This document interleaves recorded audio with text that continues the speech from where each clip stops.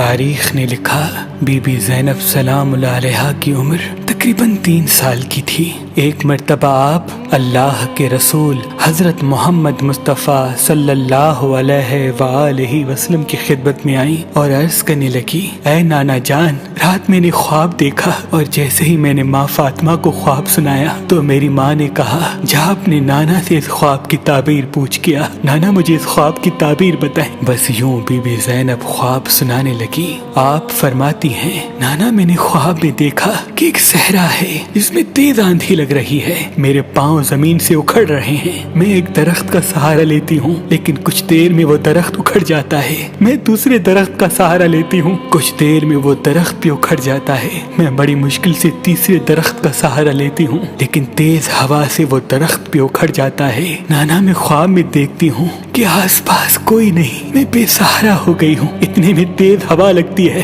اور میرے سر سے چادر اتر جاتی ہے، میں زاروں قطار روتی ہوں، اپنے سر کو پیٹتی ہوں، اتنے میں خواب میں دیکھتی ہوں کہیں سے لوگ آ جاتے ہیں، مجھے پتھر مارتے ہیں، میرا مذاق اڑاتے ہیں۔ اے نانا، میں بے پردہ ہو کے ان کو دیکھتی رہتی ہوں۔ بس خواب جب یہاں تک پہنچا تو اللہ کے رسول کی آنکھیں نم ہونے لگیں اور آپ فرمانے لگے، اے زینب، تیرے 3 سہارے ہیں، تیرا بابا علی، تیرا بھائی حسن، تیرا بھائی حسین، تو اپنے آنکھوں سے ان تینوں کی شہادت دیکھے گی اور ایک بیابان میں یہ تیز آندھی میری امت کا ظلم ہے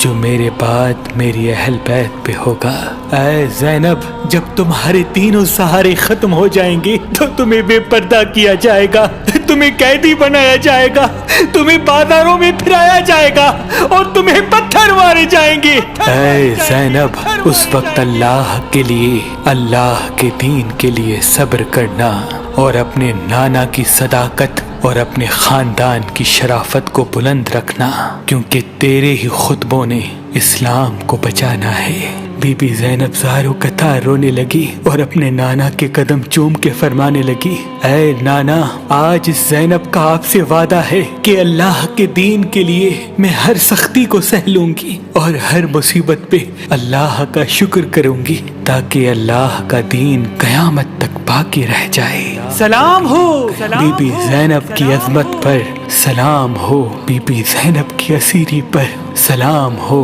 رسول اللہ کے پورے خاندان پر جنہوں نے ہر سختی سہ کر ہم تک اسلام جیسی عظیم نعمت کو پہنچایا۔ اللہ کے ولی حضرت شاہ شمس تبریز نے فرمایا کہ حسینی عقیق پہننے سے نظر، تعویذ، جادو انسان پہ اثر نہیں کرتے اور انسان کے کاموں میں رکاوٹیں ختم ہونے لگتی ہیں۔ تو ابھی ہماری ویب سائٹ مہربانی.com پہ آئیں اور یہ پتھر حاصل کریں۔ آپ اپنا لکی پتھر ہماری اپلیکیشن جو گوگل پلے اسٹور اور آئی فون ایپ اسٹور پہ موجود ہے ان سے بھی حاصل کر سکتے ہیں۔ مزید معلومات کے لیے ہمارے نمبر پہ کال کریں۔ اللہ آپ کو سلامت رکھے۔